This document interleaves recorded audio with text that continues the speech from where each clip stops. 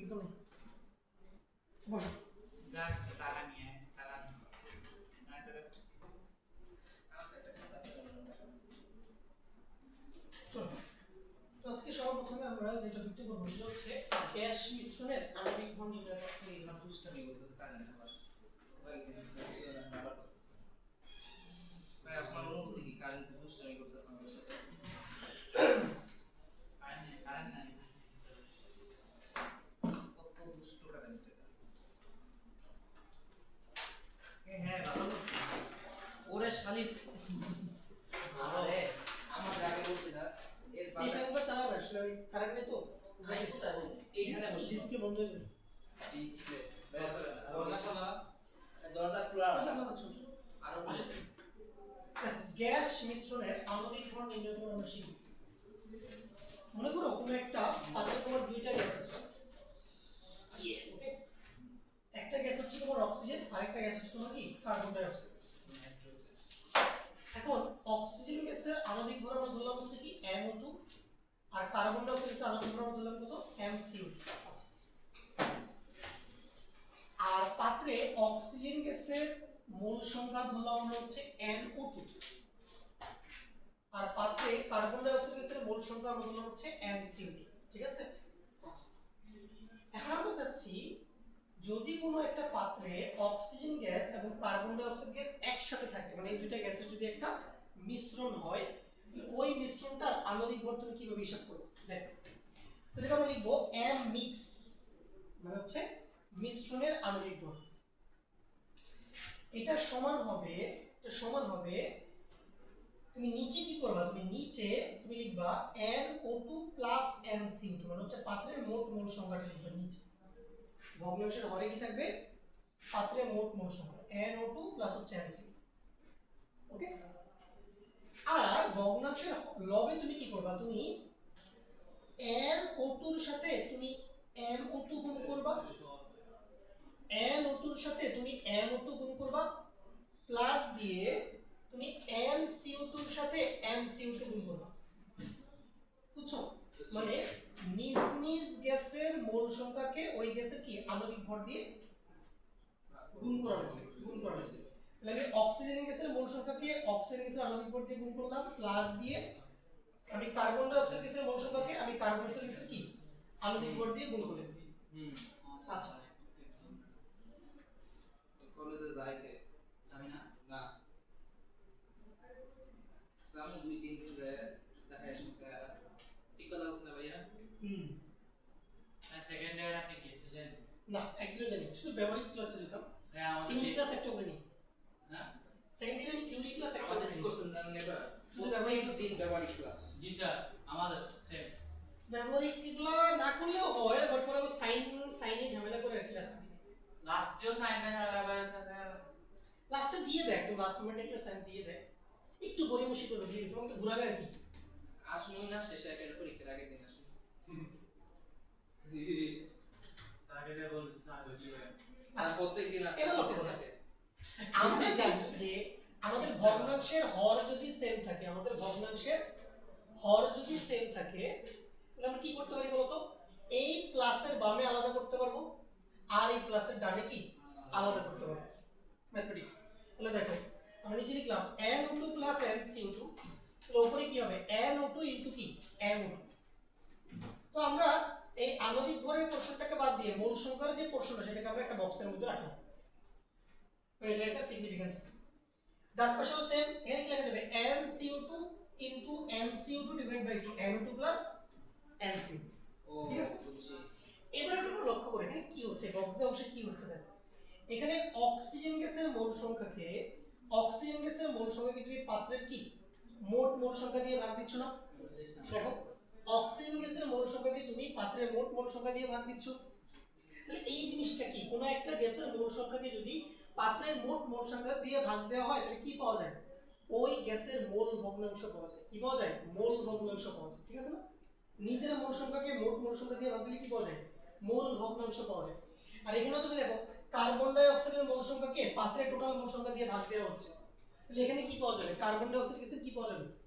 মোল ভগ্নাংশ পাওয়া যাবে। ঠিক আছে? আচ্ছা, তাহলে পরের লাইনে তুমি কি লিখতে পারবা বলো? তুমি লিখতে পারবা M মিক্স মানে মিশ্রণের আণবিক ভর সমান হবে অক্সিজেন গ্যাসের মোল ভগ্নাংশ, যেটাকে ক্যাপিটাল এক্স দিয়ে প্রকাশ করা হয়। ঠিক আছে, কি লিখবা XO2 ইনটু তোমার কি হবে MO2 প্লাস এখানে হবে XCO2 মানে কার্বন ডাই অক্সাইড গ্যাসের মোল ভগ্নাংশ ইনটু কি MCO2 তো এইভাবে তুমি কোন একটা গ্যাস মিশ্রণের আণবিক ভর বের করে ফেলতে পারবে। এটা খুবই খুবই গুরুত্বপূর্ণ। এইটা থেকে হচ্ছে যে তোমার হচ্ছে অ্যাডমিশনের কোশ্চেন আছে ভাইয়া এটা বুঝিনি XO2 এই যে এই বক্স দেওয়ার জায়গা অংশটার জায়গায় আমরা XO2 লিখছি। এটা ইয়া না মোল ভগ্নাংশ না? হ্যাঁ, মোল ভগ্নাংশকে বড় হাতের x দিয়ে প্রকাশ করা হয়। আচ্ছা, এবার দেখো এই XO2 প্রশ্নে দুই ভাবে থাকতে পারে। XO2 ধরো এরকম হতে পারে, ধরো XO2 হচ্ছে 0.2, এইদিকে লক্ষ্য করো, দেখো XO2 কত 0.2, তার মানে এই x এর মানগুলো হবে এরকম দশমিকে এবং এটা অলওয়েজ একের চেয়ে ছোট হবে। মোল ভগ্নাংশের মান সর্বদা এক অপেক্ষা কি হয়, ছোট হয় অলওয়েজ। তাহলে এটা যদি 0.2 হয় তাহলে এটা হবে 0.8, বুঝছো? মানে দুইটা মিলে এক হওয়া লাগবে, দুইটা মিলে এক হওয়া লাগবে। ওকে, অর্থাৎ যখন তুমি এখানে ইকুয়েশনে মান বসাবা তখন তুমি দশমিকে মান বসাবা, 0.2 0.8 পুট করবে। ঠিক আছে, এখন প্রশ্নের সময় 0.2 না বলে পার্সেন্ট বলবে, তাহলে 0.2 মানে কত পার্সেন্ট বলবে? 20%। আর 0.8 মানে কত? 80%। বুঝছো আমার কথা? যদি প্রশ্নে 20% বলা থাকে তাহলে কিন্তু এখানে 20 বসানো যাবে না, কত বসাতে হবে? 0.2, x এর মান অলওয়েজ দশমিকে থাকবে। আর যদি এটা 80% বলা থাকে তাহলে কত বসাবো? 0.8। মনে রাখবা কখনোই দুইটার পার্সেন্টেজ বলা থাকবে না, যে কোনো একটার পার্সেন্টেজ বলা থাকবে। তাহলে ধরো একটার পার্সেন্টেজ যদি জানি তাহলে 100 থেকে বিয়োগ করে আরেকটা পার্সেন্টেজ বের করে ফেলবো। তাহলে যদি এইটা 40% হতো তাহলে কত পার্সেন্ট? 60%। আচ্ছা,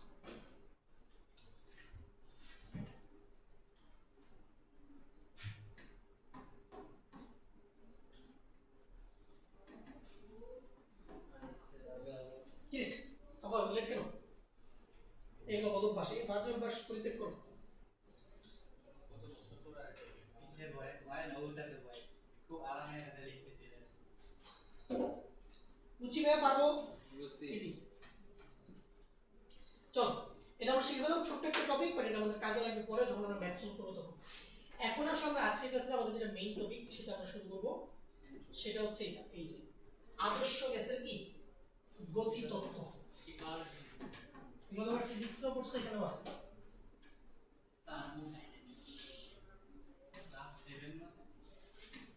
আদর্শ গ্যাসের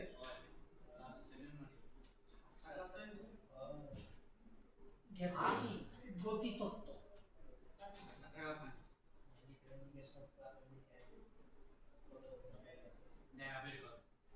বা যেটা আমরা কি বলি kinetic theory of gas, kinetic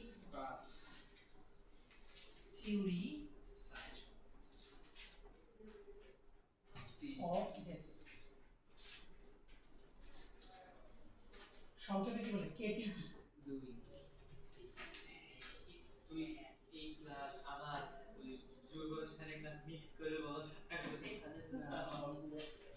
এই কেটিজি তোমরা যে তাপগতিবিদ্যা পড়তেছো না, থার্মোডাইনামিক্স যদি ফিজিক্সে পড়ে থাকো পড়তেছো, হ্যাঁ জি ভাইয়া, শেষ কতটুকু শেষ? ভাই পুরো চ্যাপ্টার শেষ।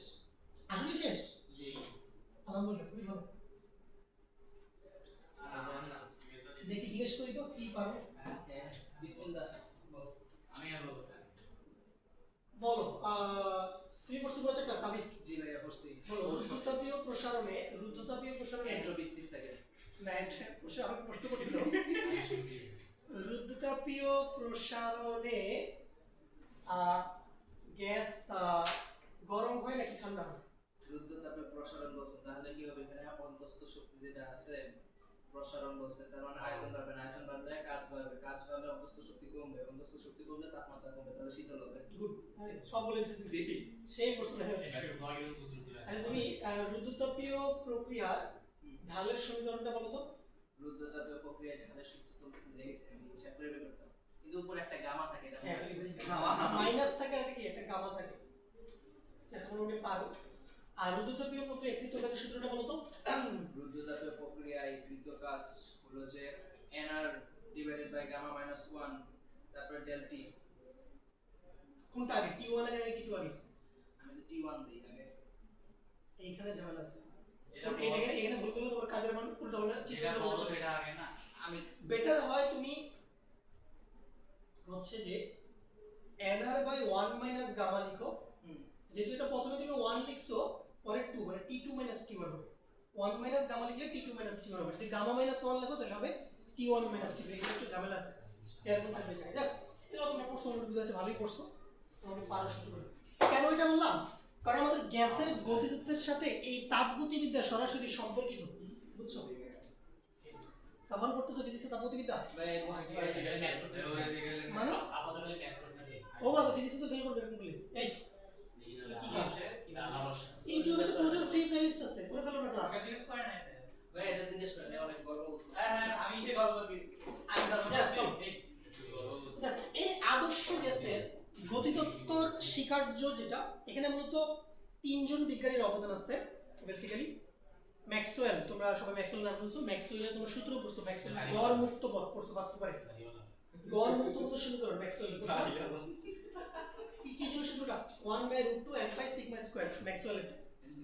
তারপর তোমরা পড়ছো ক্লসিয়াস, ক্লসিয়াসের সূত্র ছিল। তারপরে চারজন বিখ্যাত সায়েন্টিস্ট বোল্টজম্যান, কয়জন সায়েন্টিস্ট? তিনজন, ম্যাক্সওয়েল, ক্লসিয়াস, বোল্টজম্যান, আরেকজন আছে ক্রনিং, বাট ওনার একটু নাম আমরা কম শুনি আর কি, ওনার অবদান একটু কম। এই তিনজন সায়েন্টিস্ট ওনারা হচ্ছে যে আদর্শ গ্যাসের যে আচার ব্যবহার আছে, আদর্শ গ্যাসের আচরণকে ব্যাখ্যা করার জন্য তারা একটা মডেল দিছে। তো যখনই আমরা একটা মডেল দেই, ওই মডেলের ভিতরে আমাদের কি চাই, কি থাকে, কিছু স্টেটমেন্ট থাকে, কিছু প্রি ডিফাইন্ড কিছু স্টেটমেন্ট থাকে। ওই স্টেটমেন্টগুলোর উপর বেস করে আমরা কি করি, ওই আদর্শ গ্যাস রিলেটেড যাবতীয় ম্যাথমেটিক্যাল ইকুয়েশনগুলো আমরা কি করি, ডিরাইভ করি, ঠিক আছে কিনা? তাহলে ওই মডেলের মধ্যে যে স্টেটমেন্টগুলো আছে, এই স্টেটমেন্টগুলোকে কি বলা হয়, স্বীকার্য।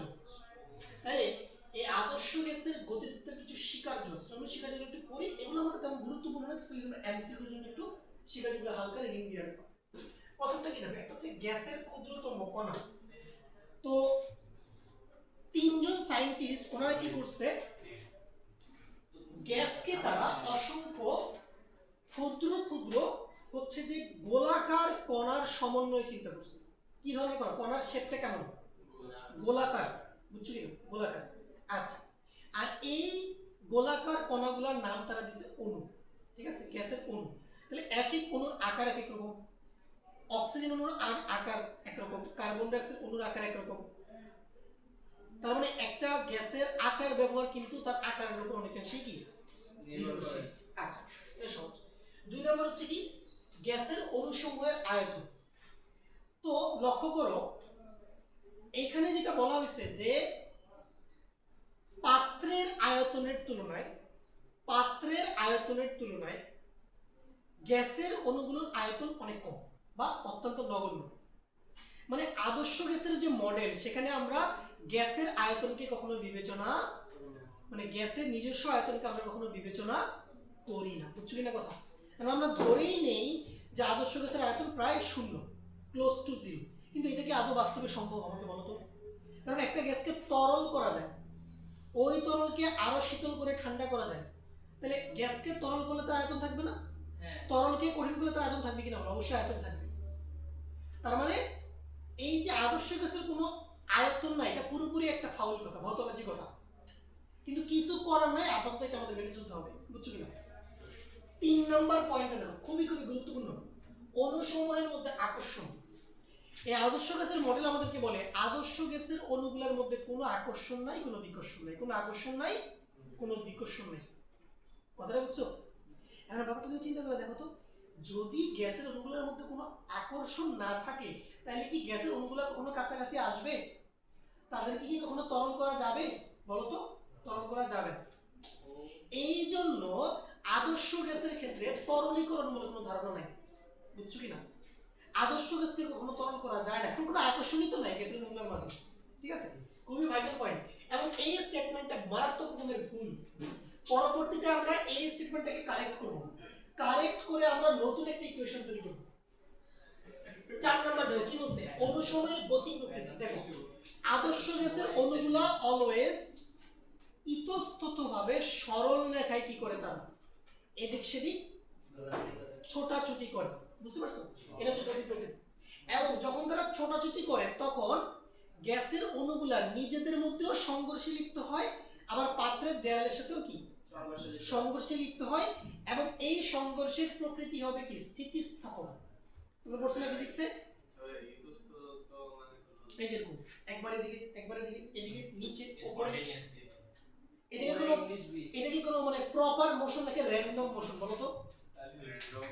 র্যান্ডম মোশন না। এই ধরো একটা গ্যাসের অণু একবার এদিকে গেল, ধাক্কাকে এখানে আসলো, ধাক্কাকে নিচে গেল, ধাক্কাকে উপরে গেল, আবার ধাক্কাকে এখানে গেল, এই জিগজ্যাগ মোশন যেটা, এটা হচ্ছে ইতস্তত গতি। ওকে, এবার দেখো এই সংঘর্ষগুলো হবে স্থিতিস্থাপক বা ইলাস্টিক সলিউশন। এবং তোমরা ফিজিক্সে পড়ছো না, যে কোনো স্থিতিস্থাপক সংঘর্ষে কয়টা জিনিস সংরক্ষিত থাকে বলো তো? আবার বলে না, দুইটা, একটা হচ্ছে ভরবেগ আর একটা হচ্ছে গতিশক্তি। একটা হচ্ছে ভরবেগ, একটা হচ্ছে গতিশক্তি। অস্থিতিস্থাপক সংঘর্ষে কে সংরক্ষিত থাকে না? গতিশক্তি। ভরবেগ কিন্তু কি, ভরবেগ দুই ধরনের সংঘর্ষে কি থাকে, সংরক্ষিত থাকে, এটা মাথায় রাখবে। আচ্ছা এটা গেল 5 নম্বর পয়েন্ট, অনুসময়ের মধ্যে সংঘর্ষ। দেখো কি বলছে, যে অনুসমহ গোলাকার কঠিন ও সম্পূর্ণ স্থিতিস্থাপক। যেহেতু অনুসমহ স্থিতিস্থাপক, সেহেতু যখন তাদের পরস্পরের সাথে বা দেয়ালের সাথে সংঘর্ষ ঘটে তখন তাদের গতিশক্তি অভ্যন্তরীণ বা অন্য শক্তিতে রূপান্তরিত হয় না, অর্থাৎ সংঘর্ষ সমূহ সম্পূর্ণরূপে স্থিতিস্থাপক। আচ্ছা 6 নম্বর, গ্যাসের চাপ। গ্যাসের চাপ কিভাবে সৃষ্টি হয়? গ্যাসের অণুগুলো প্রতিনিয়ত পাত্রের দেয়ালের গায়ে কি প্রয়োগ করে, বল প্রয়োগ করে। তাহলে পাত্রের দেয়ালের প্রতি একক ক্ষেত্রফলের উপরে গ্যাস অণু কর্তৃক প্রযুক্ত বলের মানকে কি বলা হয়? গ্যাসের চাপ। আচ্ছা এবার 7 নম্বর, অনুসময়ের গতিশক্তি। অণুগুলোর মোট গতিশক্তি বা প্রতিটি অণুর গড় গতিশক্তি গ্যাসের পরম তাপমাত্রার কি সমানুপাতিক। এটা আমরা একটু পরেই ডিরাইভ করব ইকুয়েশনটা, ঠিক আছে? আচ্ছা এই হলো 7টা স্বীকার্য। হালকা রিডিং দিয়ে নিবা, বুঝছো কিনা? তেমন গুরুত্বপূর্ণ কিছু এখানে নাই। এবার এই 7টা স্বীকার্যের উপর বেস করে বিজ্ঞানীরা কি করলো, মানে ক্লসিয়াস, ম্যাক্সওয়েল এবং বলুন তারা কি করলো, তারা একটা ইকুয়েশন তৈরি করলো যাকে আমরা বললাম গ্যাসের গতিতত্ত্বের সমীকরণ। লিখো গ্যাসের গতিতত্ত্বের সমীকরণ। গ্যাসের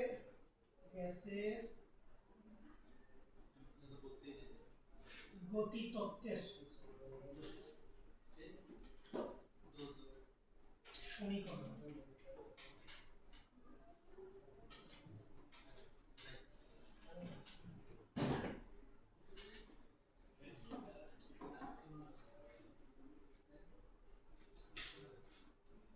যেটা আদর্শ গ্যাস কি করতে ভালো হয়,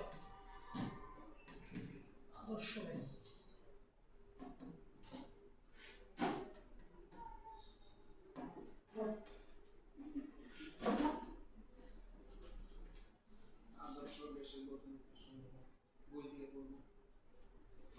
সমীকরণটা কি তোমরা পড়ছো? সমীকরণ হচ্ছে এটা, পিভি সমান না 1/3 ছোট হাতের m বড় হাতের n c স্কয়ার। ঠিক আছে, হচ্ছে গ্যাসের গতিতত্ত্বের সমীকরণ। কোনটা কি বলতেছে, কোনটা কি, p কি, v কি, m কি, n কি, c কি, এগুলো জানতে হবে। এখানে p হলো তো বুঝতে পারছো গ্যাসের চাপ, নিউটন মিটার সেন্টিমিটার স্কয়ার। না চাপের একক কি বলতো, newton per metre square. Newton metre centimetre square এটা কি বল, আমি তো প্রথম বলেছি এটা হচ্ছে নিউটন পার মিটার স্কয়ার বা প্যাসকেল। এবার একটা জিনিস বলি, যখন তুমি গ্যাসের গতিতত্ত্ব পড়বে এখানে সবকিছু এসআই একক। কোন একক? এখানে সবকিছু এসআই এককে থাকবে, এখানে সবকিছু এসআই একক নিতে হবে।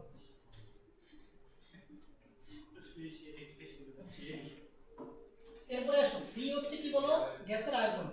গ্যাসের আয়তন,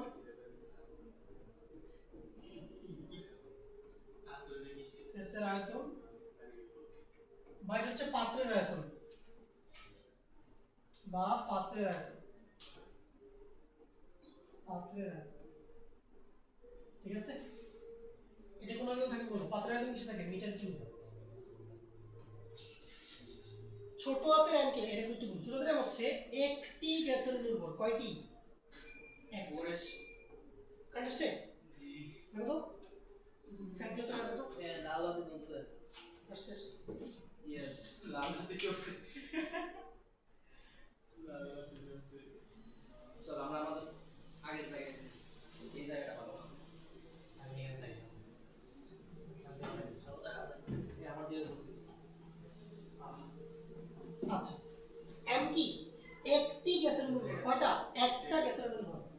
এটা থাকবে ভাই কেজিতে, এটা থাকবে কেজিতে। আচ্ছা, এম কি? গ্যাসের অণুর সংখ্যা, মানে পাত্রে যতটা গ্যাসের অণু থাকবে, গ্যাসের অণু সংখ্যা।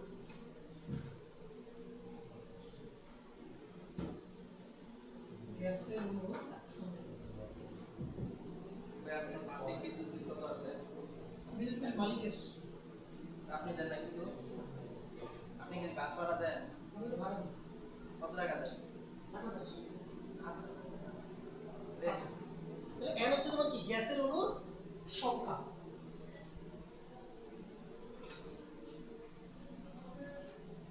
আচ্ছা, সি কি দেখো? সি হচ্ছে এখানে গ্যাসের, সি হচ্ছে গ্যাসের আরএমএস বেগ, আরএমএস বা এটাকে তোমার বলে বর্গমূল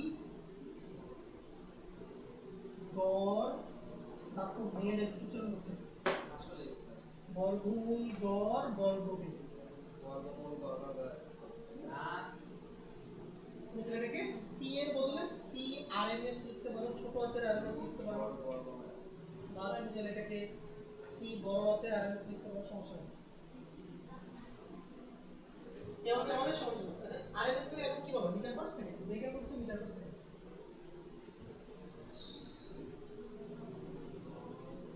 এই হলো এই সূত্রের প্রথম জিনিসের কি? পরিচয়। আচ্ছা, এম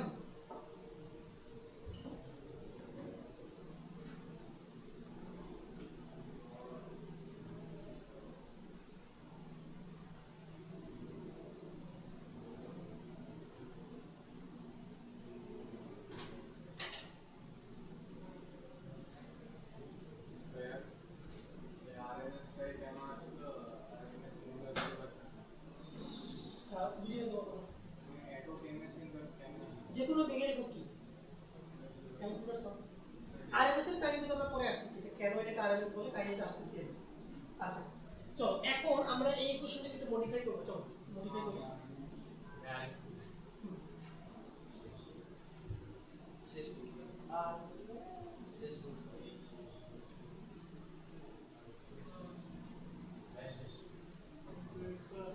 লিখো আবার, লিখো গ্যাসের গতিশক্তি নির্ণয়। এটা বলো, গ্যাসের গতিশক্তি নির্ণয়। গ্যাসের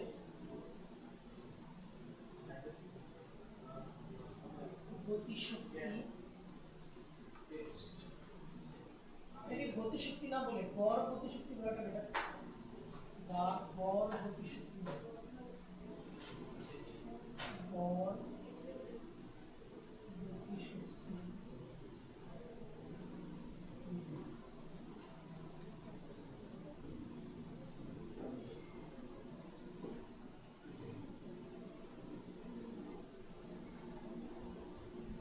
লিখো, PV is equal to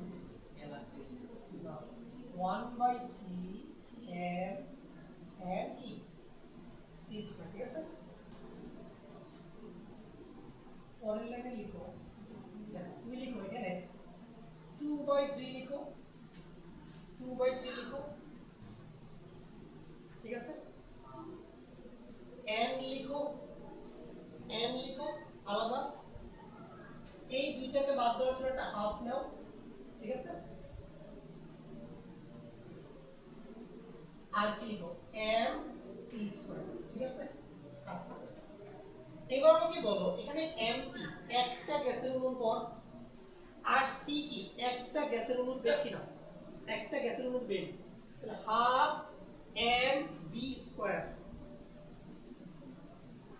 half M V square এরকম না জিনিসটা জি ভাইয়া হাফ এম ভি স্কয়ার কিসের সূত্র গতিশক্তি গতিশক্তির সূত্র তাহলে এই হাফ এম সি স্কয়ার পোরশনটা কি বোঝাচ্ছে একটি গ্যাসের অণুর গতিশক্তি না একটি গ্যাসের অণুর গতিশক্তি ঠিক আছে কিনা একটা সিঙ্গেল অণুর গতিশক্তি আর এই এন কি পাত্রের মোট গ্যাসের অণুর সংখ্যা তাইলে লক্ষ্য করো আমি যদি একটি অণুর গতিশক্তিকে পাত্রের মোট গ্যাসের অণুর সংখ্যা দিয়ে গুণ করে দিই তাহলে কি গ্যাসের মোট গড় গতিশক্তিটা পাওয়া যাবে কিনা বলতো পাওয়া যাবে কিনা ঠিক আছে কি তাইলে এই পুরো জিনিসটার বদলে এখন আমরা কি লিখতে পারবো দেখো পিভি সমান সমান 2/3 এই পুরো জিনিসটার বদলে আমরা লিখব ই কি লিখব ই মানে গ্যাসের গড় গতিশক্তি বা মোট গতিশক্তি এটা আমাদের ই লাগবে ই সমান কি পাবো দেখো ই সমান পাবা 3/2 পিভি ঠিক আছে না জাস্ট এটাকে এর পাশে এটা 3টা উপরে চলে যাবে দুটো কোথায় নিচে পরের লাইনে লিখতে পারবো তুমি দেখো ই সমান 3/2 n আর টি ঠিক আছে না এটা হলো তোমার কি যে কোনো আদর্শ গ্যাসের গড় গতিশক্তি নির্ণয়ের কি সূত্র আছি এর পরিচয় কি বলছি এবার দেখো এখানে ই দিয়ে কি বোঝাচ্ছে n দিয়ে কি বোঝাচ্ছে আর দিয়ে কি বোঝাচ্ছে টি দিয়ে কি বোঝাচ্ছে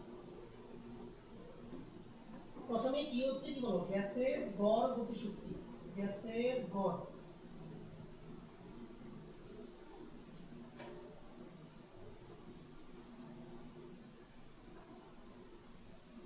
গতিশক্তি n হচ্ছে গ্যাসের মোল সংখ্যা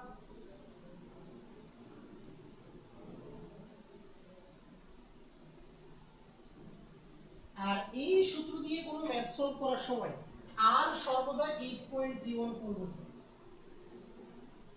কারণ গতিতত্ত্ব মানে সবকিছু এসআই হবে জুল পার কেলভিন পার মোল ঠিক আছে অলওয়েজ এটা কিন্তু আর এখানে বুঝছো অলওয়েজ এটা আর টি হচ্ছে কেলভিন তাপমাত্রা তোমরা পারবে এটা তোমার কেলভিন তাপমাত্রা বা পরম তাপমাত্রা কেলভিন বা পরম তাপমাত্রা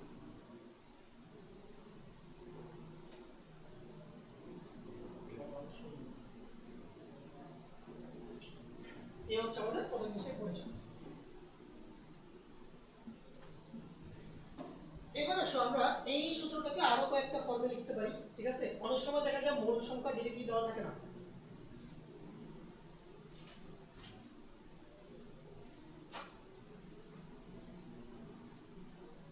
দেখো এখানে এটার আরেকটা ফর্ম যেটা হতে পারে ই সমান 3/2 n আর t আরো দুটো ফর্ম হতে পারে একটা হচ্ছে 3/2 n এর জায়গায় তুমি লিখবা w/m ঠিক আছে না মানে গ্যাসের ভর ভাগ হচ্ছে গ্যাসের আণবিক ভর এটা একটা ফর্ম হতে পারে আরেকটা ফর্ম হতে পারে তুমি n এর জায়গায় লিখবা ক্যাপিটাল N ডিভাইড বাই কি অ্যাভোগাড্রো নাম্বার আর ঠিক আছে এই দুটো ফর্ম তোমার কাজে লাগবে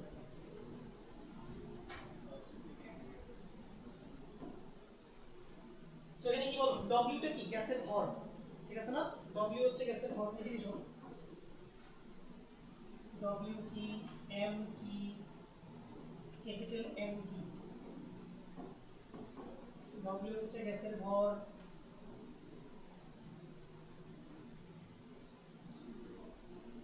ঠিক আছে এটা গ্রামে নেই হবে এটা গ্রামে থাকবে M হচ্ছে গ্যাসের আণবিক ভর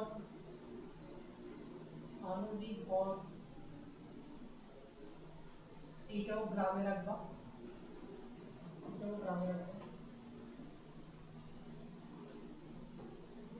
n হচ্ছে গ্যাসের অণুর সংখ্যা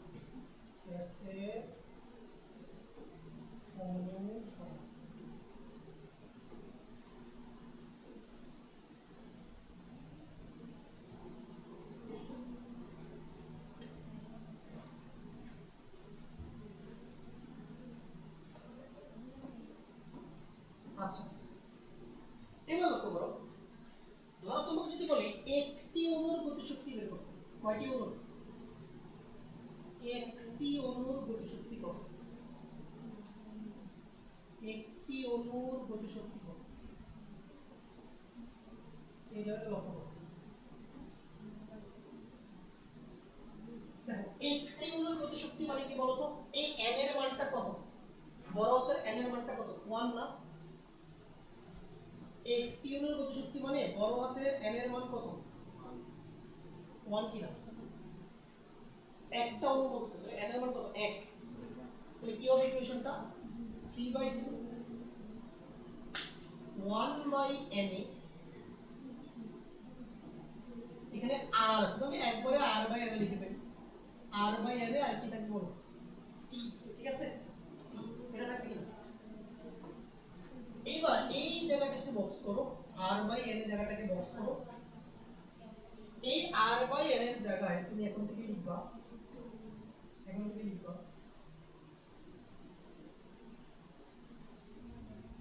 k,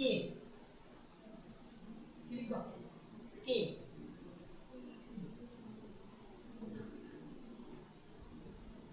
এই kটা কি? এই kটা হচ্ছে তোমার বোলজম্যান ধ্রুবক। বোলজম্যান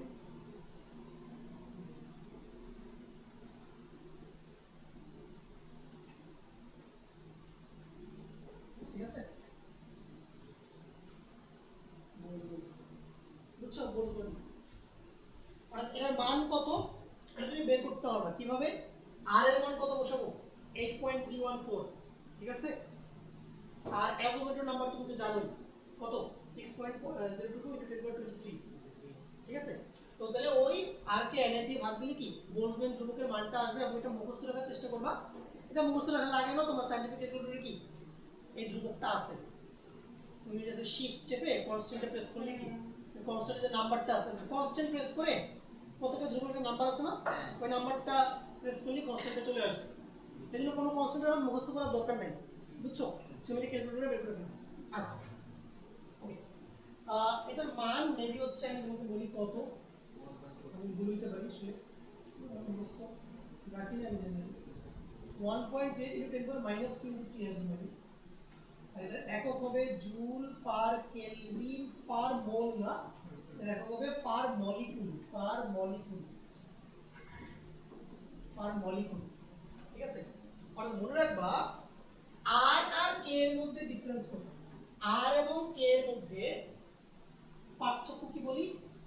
r হলো 1 মোল গ্যাসের জন্য, r হলো কি 1 মোল গ্যাসের জন্য ডিফাইন করা হয়েছে। আর k অলওয়েজ একটা অণুর জন্য ডিফাইন করা হয়েছে, বুঝছো? মানে একটা অণু রিলেটেড যত ইনফরমেশন তোমার বের করা লাগবে সব সমীকরণে কে থাকবে? এই বোলজম্যান কনস্ট্যান্টটা থাকবে, বুঝছো? আর 1 মোল গ্যাস রিলেটেড যদি কোনো ইকুয়েশন থাকে সেখানে কে থাকবে? r থাকবে। এটা হচ্ছে r আর k এর মধ্যে হচ্ছে মৌলিক পার্থক্য। r হলো 1 মোল গ্যাসের জন্য, মানে কি অ্যাভোগাড্রো সংখ্যক গ্যাসের কি অণুর জন্য। আর k হলো কি বোলজম্যান কনস্ট্যান্ট একটা গ্যাসের জন্য, মনে থাকবে? আচ্ছা, এটা তো এমসিকিউ তে আসে পরীক্ষায়। এই জন্য দেখো r এর এককে তুমি কি লিখো? পার মোল লেখো, আর k এর এককে কি লিখছি? পার মোল না, কিন্তু পার মলিকিউল, মানে একটা মলিকিউলের জন্য, একটা অণুর জন্য, বুঝছো? এখানে সরাসরি এমসিকিউ চলে আসে পরীক্ষায়। আচ্ছা, এবার কিছু ইন্টারেস্টিং কথা বলি। এই যে আমরা সূত্রগুলো লিখছি, এই সূত্রগুলো আসলে প্রপারলি কারেক্ট না। কেন কারেক্ট আমি তোমাকে বলি। অ্যাকচুয়াল সূত্রটা ছিল হচ্ছে এটা,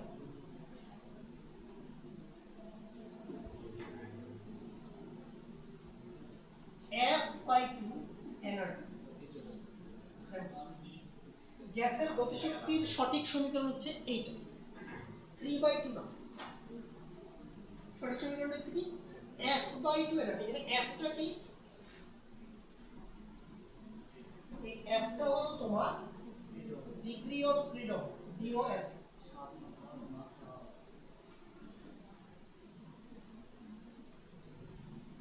বাকি সংক্ষেপ বলে DOF, ডফ। আর বাংলাতে বলে স্বাধীনতার মাত্রা, স্বাধীনতার মাত্রা।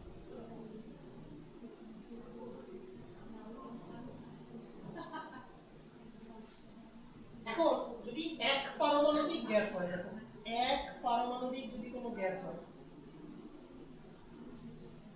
এক পারমাণবিক গ্যাসের গ্যাসের ক্ষেত্রে F হচ্ছে 3। एग्जांपल কি যেমন হিলিয়াম, নিয়ন, আর্গন, ঠিক আছে? বুঝছো? যদি দ্বিপারমাণবিক গ্যাস হয়, দ্বিপারমাণবিক গ্যাস হয়,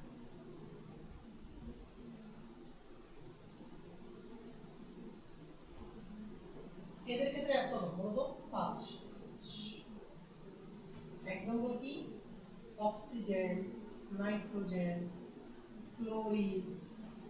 এই লিস্টে কার্বন ডাই অক্সাইডও থাকবে, যদিও বা কার্বন ডাই অক্সাইড কিন্তু দ্বিপারমাণবিক গ্যাস না, কিন্তু কার্বন ডাই অক্সাইডের গঠন এই বাকি তিনটা গ্যাসের মতো, বুঝছো? সরলরৈখিক, এই জন্য এই লিস্টে এটাও থাকবে।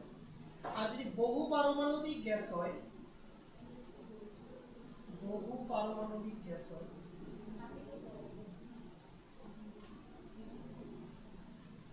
এটার F কত? 6। एग्जांपल হচ্ছে যেমন ধরো ওজোন, SO2, ঠিক আছে? পানি, জলীয় বাষ্প থাকতে পারে। বুঝছো? এখন আমাদের সুখবর হচ্ছে কেমিস্ট্রিতে তুমি কখনো স্বাধীনতার মাত্রা ব্যবহার করবে না। বুঝছো আমার কথা? কেমিস্ট্রিতে ম্যাথ করার সময় F এর মান অলওয়েজ কত ধরবে জানো? 3 ধরবো। 3।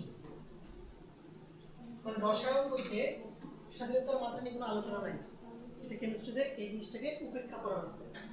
হ্যাঁ, যদি তুমি ফিজিক্সের ম্যাথ করতে যাবা তখন কিন্তু আবার এই F এর জায়গায় গ্যাস অনুযায়ী 3, 5, 6 যেকোনো একটা বসাইতে হবে। বুঝছো কি আমার কথা? ওকে, এবার দেখো তুমি যখন তাপগতিবিদ্যা পড়ছো তোমরা হয়তো বা গামার মানগুলো বের করছো, তোমাদের মনে আছে কিনা? গামার মানগুলো কিভাবে বের করছো? তোমরা যদি একটা খালি দেখাই, যেমন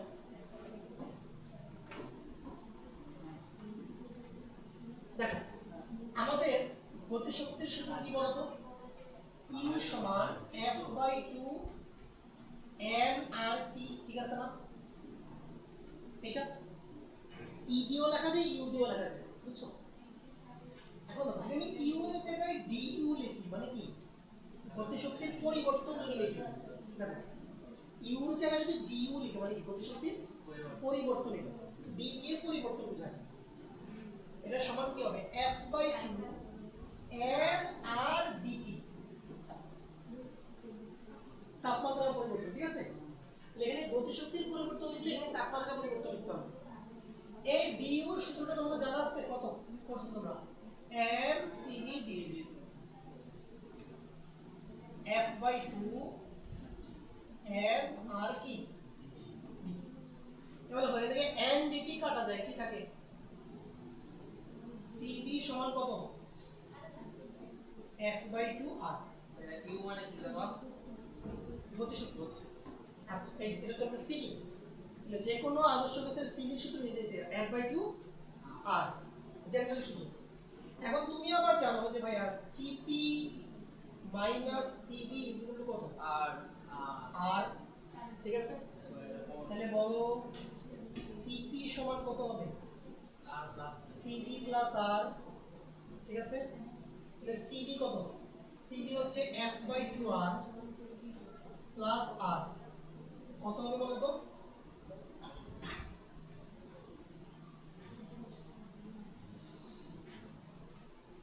দেখো তো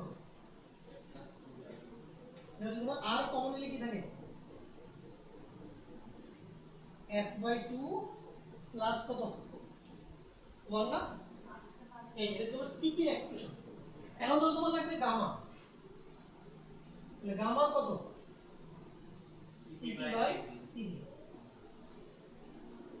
তাহলে CP হচ্ছে এটা F/2 + 1 * R, CV হচ্ছে F/2R,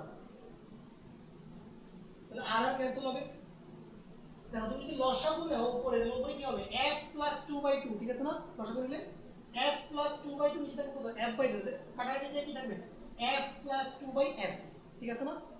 F + 2/F, আমি এখানে করে বললাম F + 2/2 এটাকে আরো সিম্পলিফাই করে কি লেখা যায় 1 প্লাস 2 কি